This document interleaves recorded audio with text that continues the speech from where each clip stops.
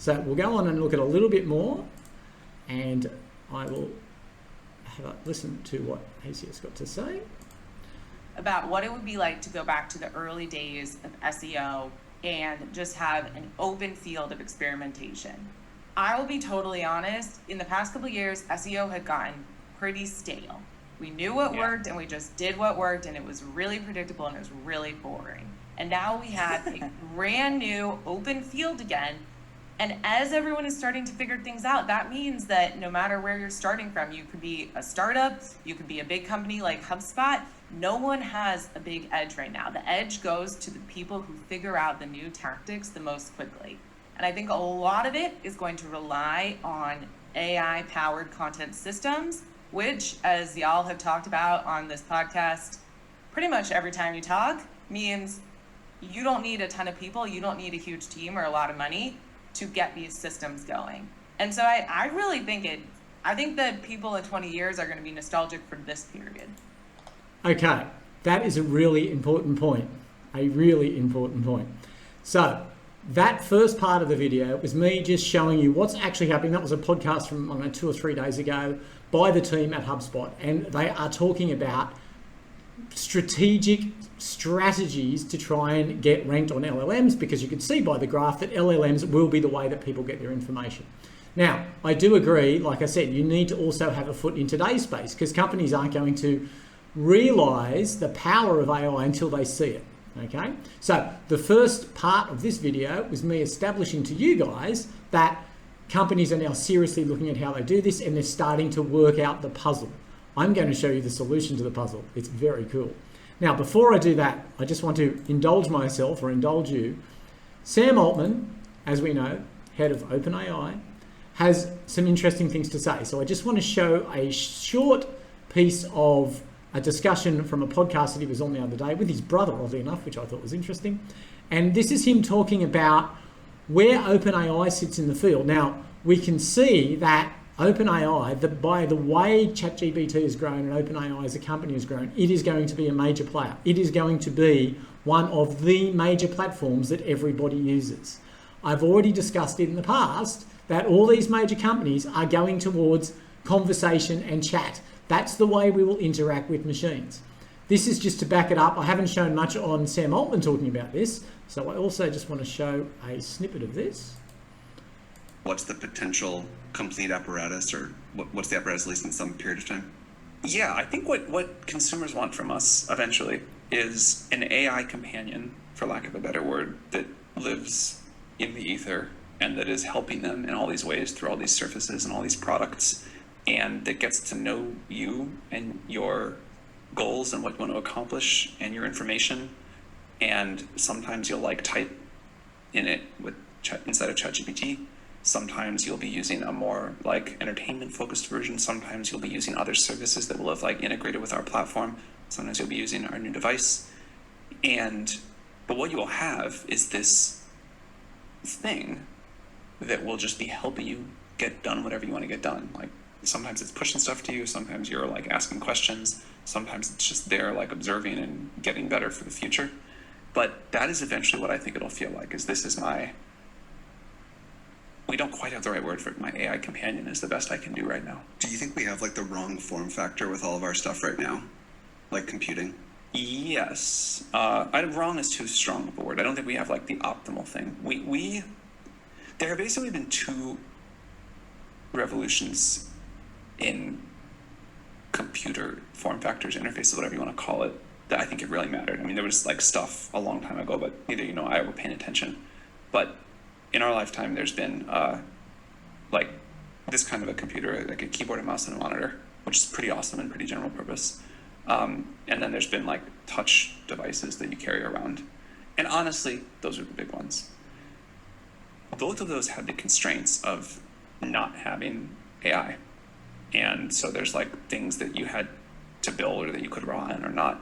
If you have this incredible new technology, you can maybe get much closer to the kind of computer that exists that exists in sci-fi. That'll be the same intelligence, just in a new form factor, which lets you use it differently. Yeah, but the form factor really matters. Because it's with you all the time. That could be one reason it really matters. If it's like with you all the time and full of sensors and kind of just understands what's happening and, is keeping track of a lot of stuff. And also if you trust that with a very small command, you can get something complex to happen and happen correctly, you can just imagine very different kinds of devices. What are the other? Okay, so that is Sam Altman, the head of one of the biggest companies in the world that are producing the new type of product that will be voice-based. It's going to be conversation-based. It'll be listening to you. You will just send it off on a task. It's your own personal AI agent assistant. This is what's happening, whether we like it or not, guys. So we need to get our head around that. The other thing is, where do you position yourself in this marketplace? Where do you actually invest your time and money? So there's one very final little piece of this puzzle that I'd like you to listen to. And this is about trust and what people will actually use. And I think it's a good example of how things are going to change very, very, very rapidly and just become ubiquitous. And we won't even notice the difference. But in this case, all the major companies are doing it. So it will happen. So listen to this last little Why would here. Meta think of you that competitively? I obviously understand that they probably just see that AI is the whole game, and maybe that's enough I of the assume it's explanation. just that someone that used to work at Meta said to me that in the rest of the world, people think of ChatGPT as a Google replacement, but in Meta, people think of ChatGPT as a Facebook replacement. Because people are just spending all their time talking to Because they talk to it in a way that otherwise, and they like it more. time They is have a a scarce better resource and attention. It wasn't a question about time. It was that people, maybe, of course there is time competition too, but that people, doom scrolling on the internet feels like it's making you worse. It may feel good in the moment, but it's making you feel worse. It's making you feel worse, a worse version of themselves. And I think that we're very proud of is when people talk about ChatGPT, they're like, I actually like myself better. It's helping me. It's helping me accomplish my goals. I feel like it's this was actually one of the best, nicest compliments I ever heard about OpenAI. Just someone said it's the only tech company that has ever not felt somewhat adversarial to me. You have Google trying to show me worse and worse search results and show me ads. I love Google. I love all these companies. I don't think this is totally fair. You have Meta trying to hack my brain and get me to keep scrolling. You have Apple that made this phone that I love, but it's bombarding me with notifications and distracting me from everything else, and I can't quit. And then you have ChatGPT, and I feel like it's kind of just trying to help me with whatever I ask, and that's kind of a nice thing. Is there a way to do social that has the interpersonal component and this energy? A version that I'm curious about, although I don't know what this would mean, is could you have a feed that didn't have any default, but you could kind of prompt it and say hey, I'm trying to get fit. Mm-hmm. Can you show me stuff that is helpful to that?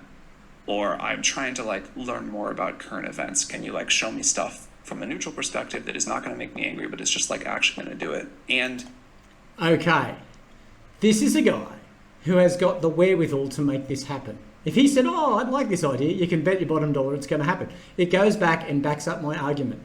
The way things are currently done are going to change.